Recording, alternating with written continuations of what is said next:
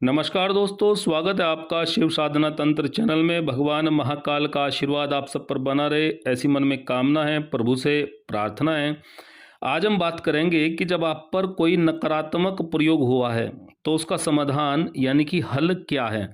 क्योंकि इस विषय में तो बहुत चर्चा हो गई कि नकारात्मक शक्तियों का तंत्र प्रयोग का या मारण प्रयोग का ये लक्षण है, इस तरीके से आप पहचान सकते हैं। लेकिन मुख्य बात यह है कि चलो आपने पहचान लिया, वास्तव में तो पहले तो पहचान करना ही मुश्किल है।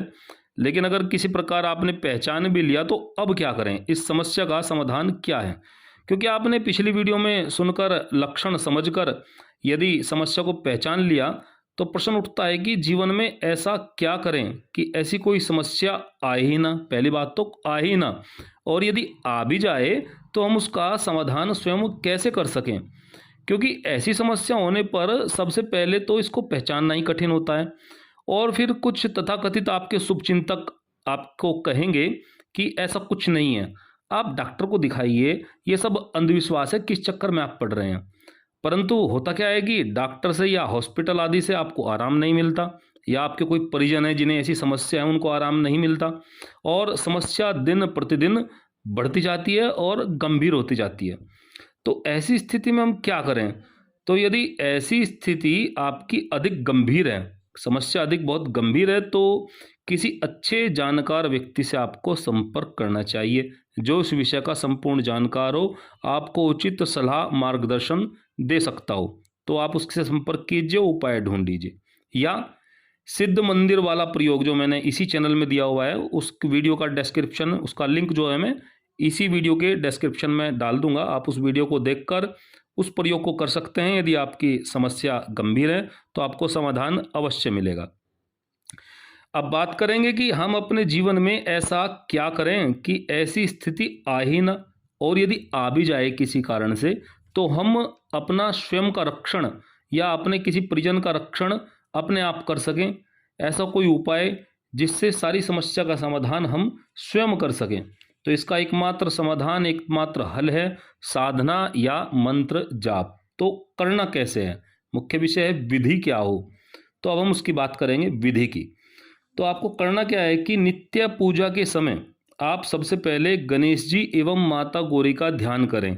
जब आप नहा धोकर स्नान इत्यादि से निवृत्त होने के बाद पूजा स्थल में बैठ जाएं, धूप दीप इत्यादि आप प्रज्वलित कर लें, और उसके बाद आप सबसे पहले गणेश जी महाराज का ध्यान और माँ गौरी का ध्यान करें, और गणेश जी की एक माला या 3 माला करें, जाप करें। मतलब आप भले ही ओम श्री गणेशाय नमः इसी मंत्र का जप करें, यानी कि केवल इसी मंत्र की आप चाहे 3 माला जाप करें या 1 माला करें या 5 माला करें, वो आपके समय समय आपकी बैठने की सामर्थ्य उस पर निर्भर करेगा, आप कितना कर सकते हैं।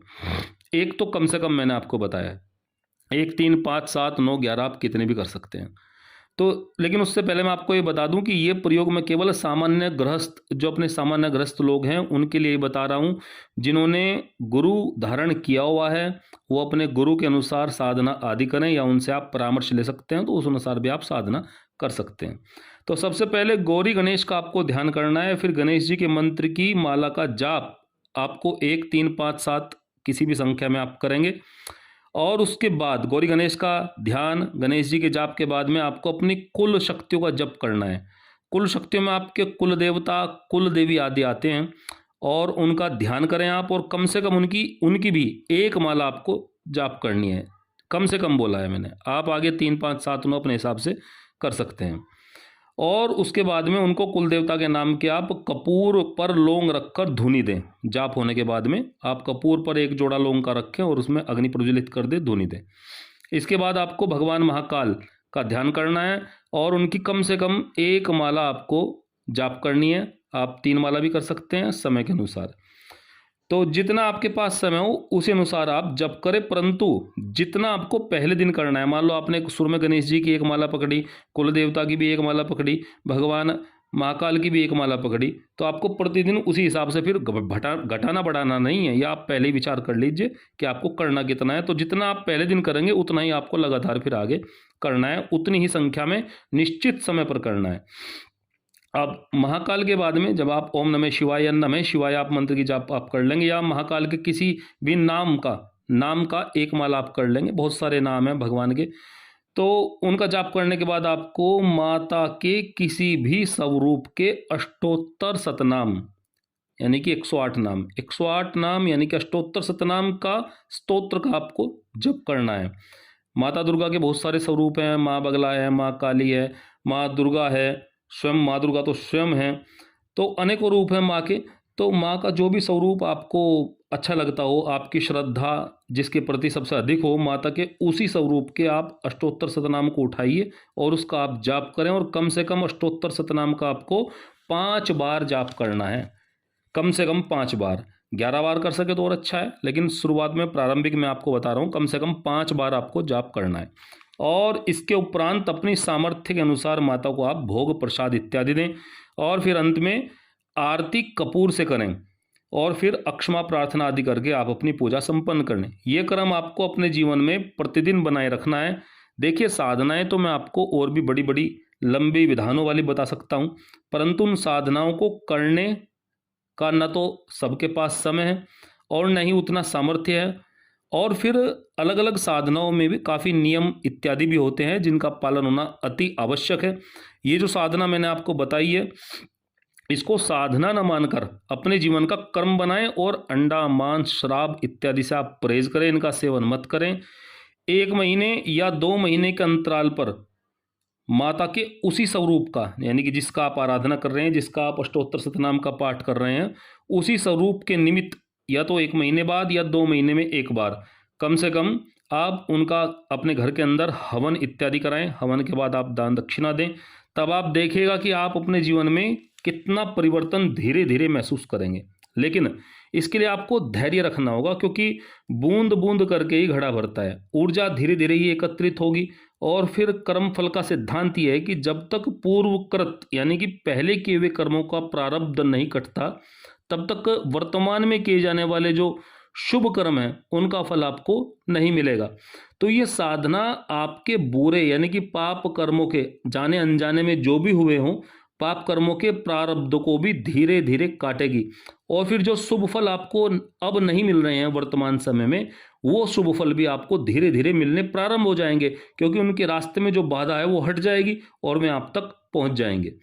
यह क्रम फल का सिद्धांत है। जिसने इसको समझ लिया वही साधना क्षेत्र या जीवन का कोई भी क्षेत्र हो उसमें सफल हो जाता है। क्योंकि आपने देखा होगा कि किसी को साधना का प्रभाव या फल 2-4 महीने में ही या उससे पहले ही मिलना प्रारंभ हो जाता है, परंतु बहुत सारे व्यक्ति ऐसे हैं जिन्हें 2 वर्ष, 3-3 वर्ष, 4-4 वर्ष या उससे अधिक समय लग जाता है।